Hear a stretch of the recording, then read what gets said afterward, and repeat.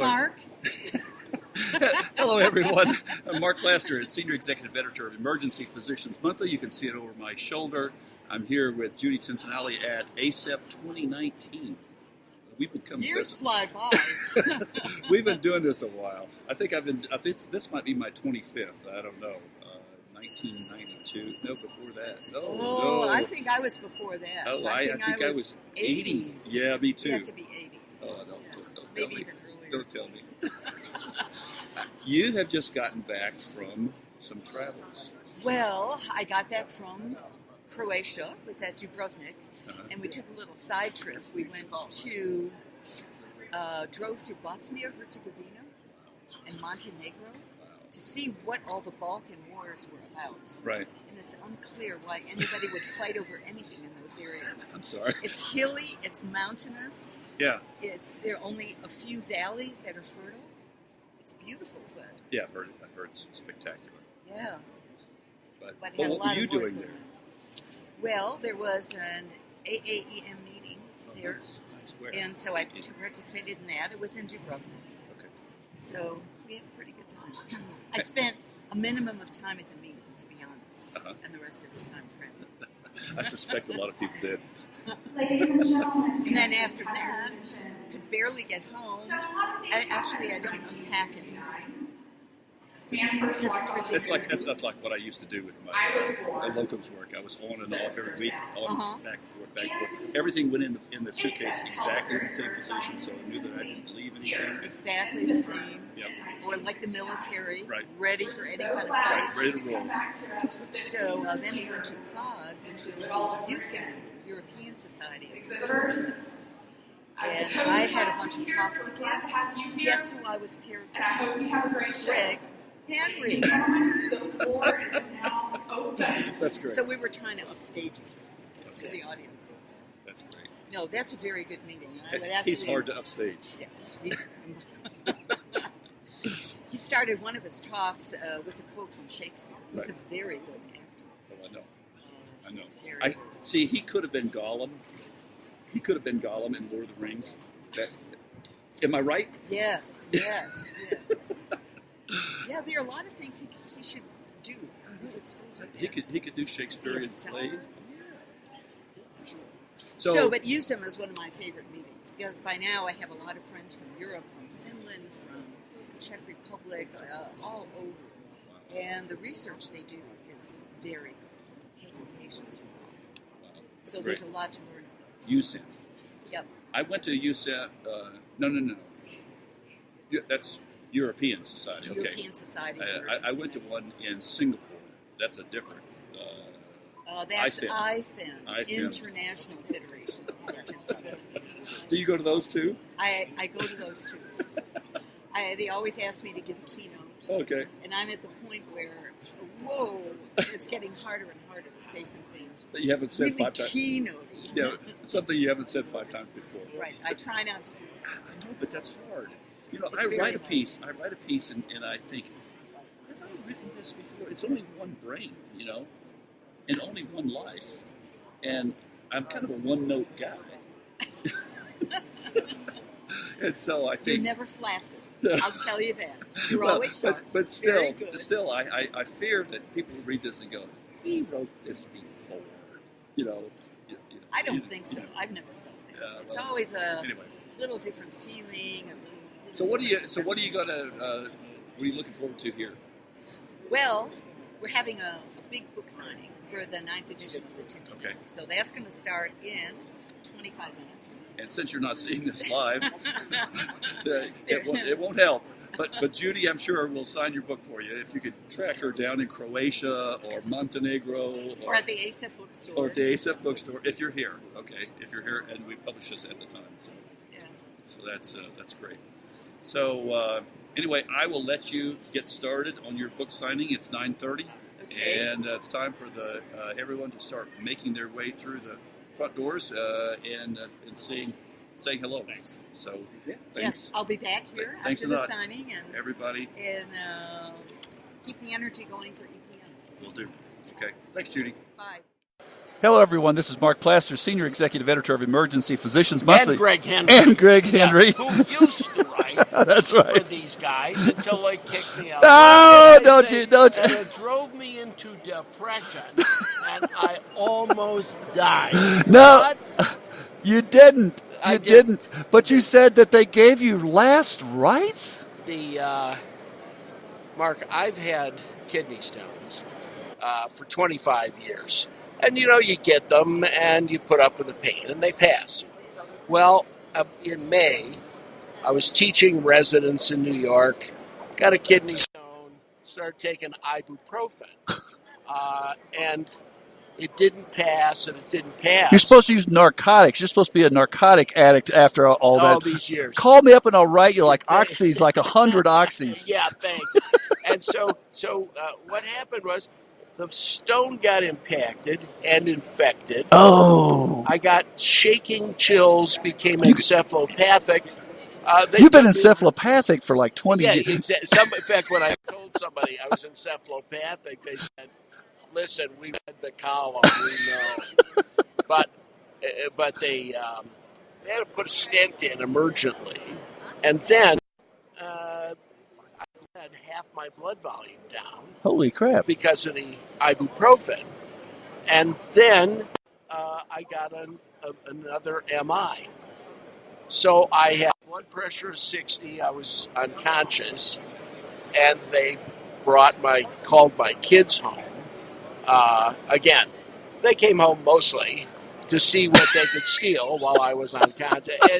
And they all expected a big fat check when I walked over the head. Even Rick Bukata came. They called Rick Bukata. They didn't call me. I would have come up.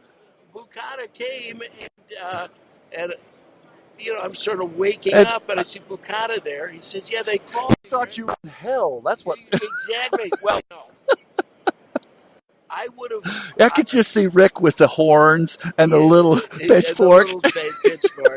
No, I would have known if I was going to heaven. Because someone would have been playing the Dvorak Ninth New World Symphony, and I would be drinking fine cognac. That's right. I knew I was in hell when Rick Bukata's kind of giving a lecture to the woman there who draws your blood about how it should be done with an ultrasound machine and how you're torturing this near dead body. That's right. But no, he's hovering over us right now, and I know he can hear us. So I'm sure he can, and that's okay. But again, the priest who was there had been there when I was working in the emergency department for years, and he gave me last rites. Oh my gosh! So, the next day he comes around and I did that. He said, whatever it said, I said it didn't work. I said, look, since you gave me last right, do I have to give them back? And he said, no, they got like a 6-month guarantee out of it and stuff like that. You don't have to give them back. And he says, if you drop over dead, you're good. You're good. You're paid. You've confessed your sins. She said, we'll probably take the 6 months till we get done with it. And but no, I seem to do that. How long did it take for you to kind of get back to your? Probably in a month or so. I was home in a week, and I was very weak because when you bleed down to hemoglobin of 6. You feel it. We'd like to think that we're tough men. Wooden ships, iron men. No, not a bit. You were one of those proverbial white guys. Yeah, I was just like, exactly. And that everybody's talking about, Yeah, exactly. And I'm the one people tell their kids about. Yeah. But anyway, it's good to see you. It's great to see you standing up, talking. Your brain is still functioning. You didn't lose it?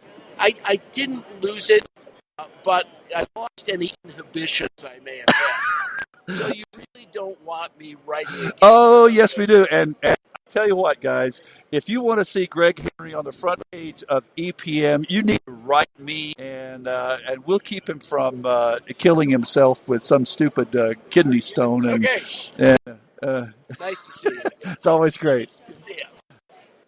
Hi, everybody. This is Mark Plaster, Senior Executive Editor for Emergency Physicians Monthly, and I'm here at ACEP 2019 in Denver, Colorado. We just got about 4 or 5 inches of snow last night, and it's getting a late start. But I'm here with Andrew Phillips of EM Coach, and he's been doing some things for EP Monthly for a while.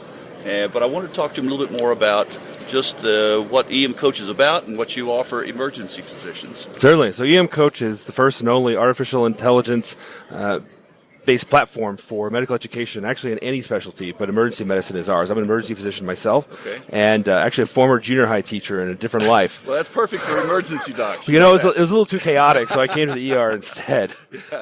So, I was looking at when I took my boards and such, and I thought, there's newer technology we can be advancing to help ourselves learn faster. So the artificial intelligence learns how you learn and what you need to work on. So you basically test out of the things you already know. We all have a tendency, right, to study the things that do the things we know how to do. Yeah, that's right. And push off the things we're not. I don't know about that. We're brilliant looking at the cardiology stuff, and then the tick-borne illness questions show up, and you think, I'm rolling the dice and hoping that doesn't show. Exactly. Where'd that hard one come from? Give me the STEMI question. And so, it nails down the things that you struggle with the most, and it pushes those for you. And it's not just a question bank. We have over 1,000 questions. 1,500 in January. Sure. I've got, actually, after ACEP, 150 in my queue to edit. So we'll get there shortly with the 1,500. But it also has a complete textbook that we made and custom videos. And it's 22 hours of lectures of condensed, really intense, here's what you need to know videos. And this works with your app and on the online platform. You can do questions on the app, you can do videos in the app. And it's nice as well because you can go from the videos like you're working, I do nights, and so, it's, knock on wood, slows down, 4:30, 5 o'clock, right? You're watching the video, and then you go home to your shift. You don't watch videos and you drive, right? Flip to the audio on the app, and you listen where you were before on your way back home.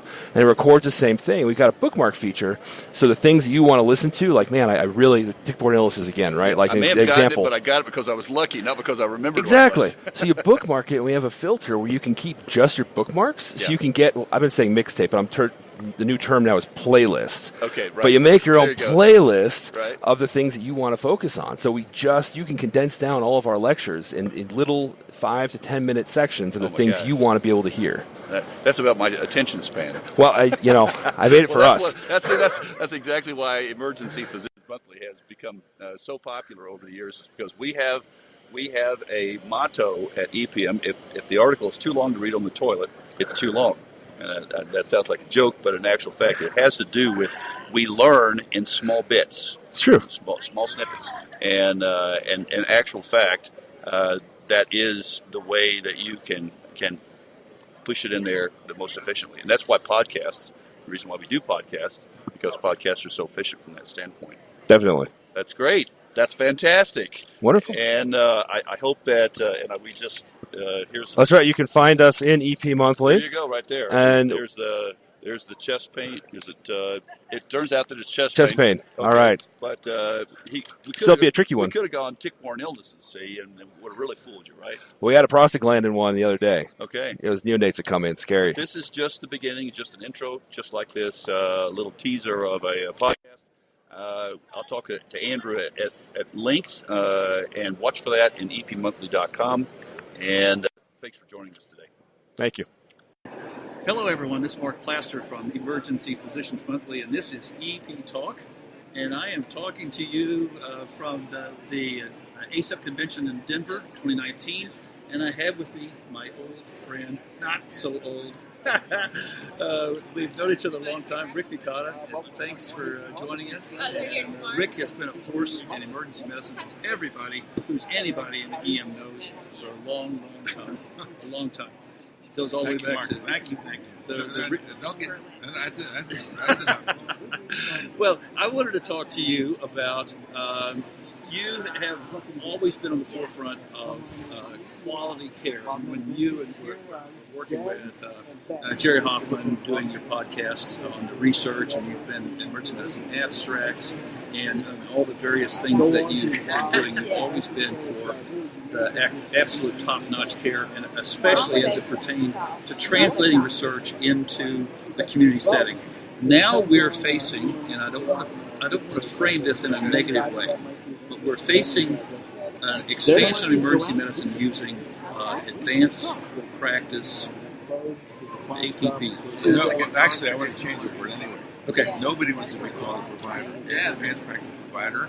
That has to be changed. I'm officially canceling that P. It's now advanced practice clinician. Clinician, APC.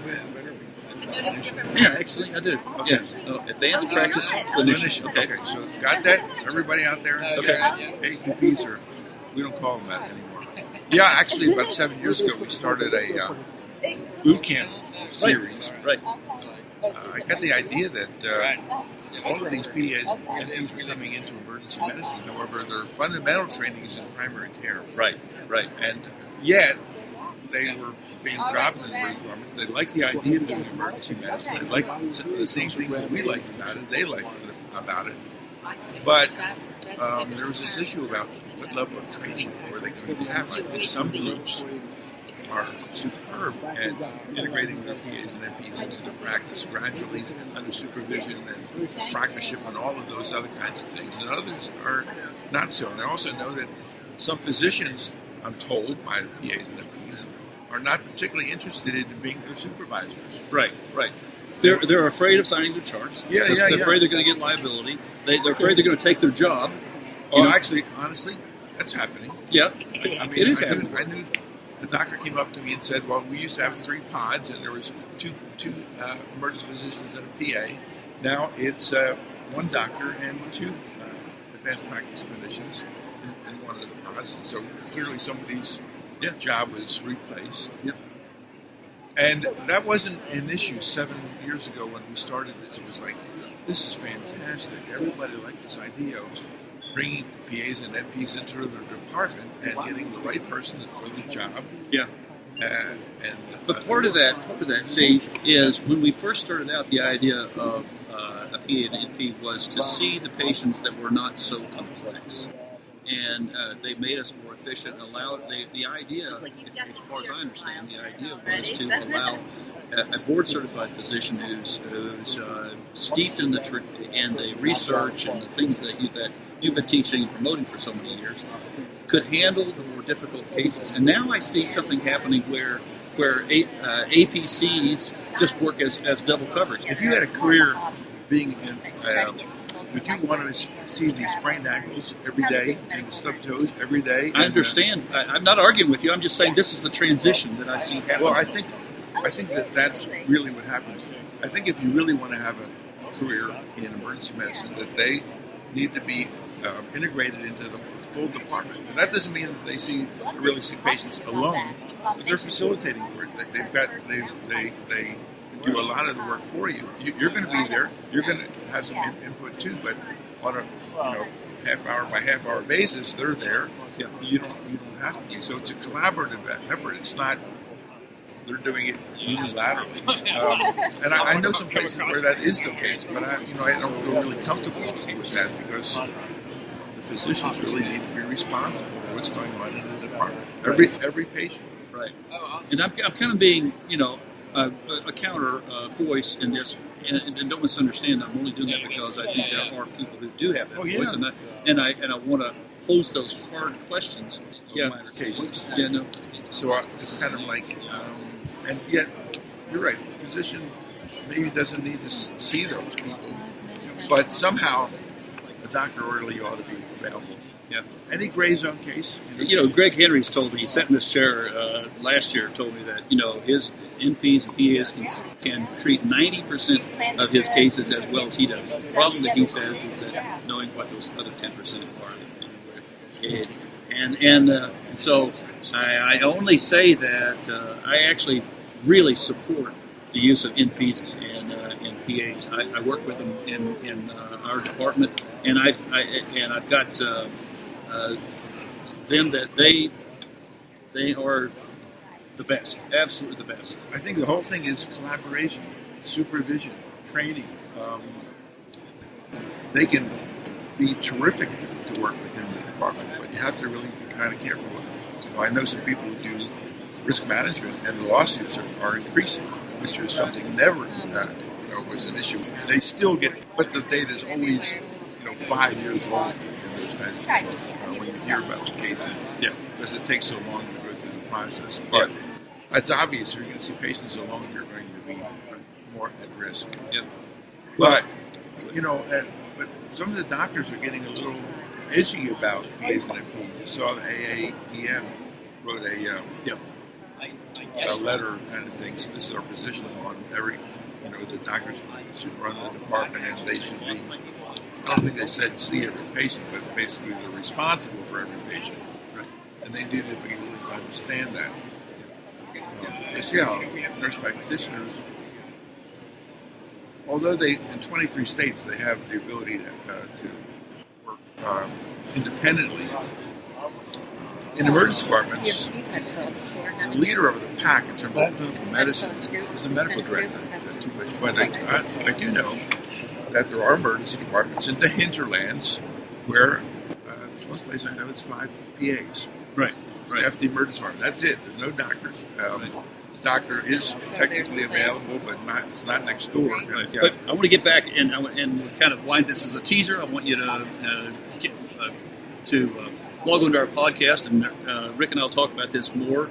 Thanks a lot for joining me, and we will talk about this more in a more extended format. But this is just the beginning of talking with Rick Bukata. Thanks for the opportunity, buddy. Thank you for joining EP Talk. This is Mark Plaster. Thanks for joining me.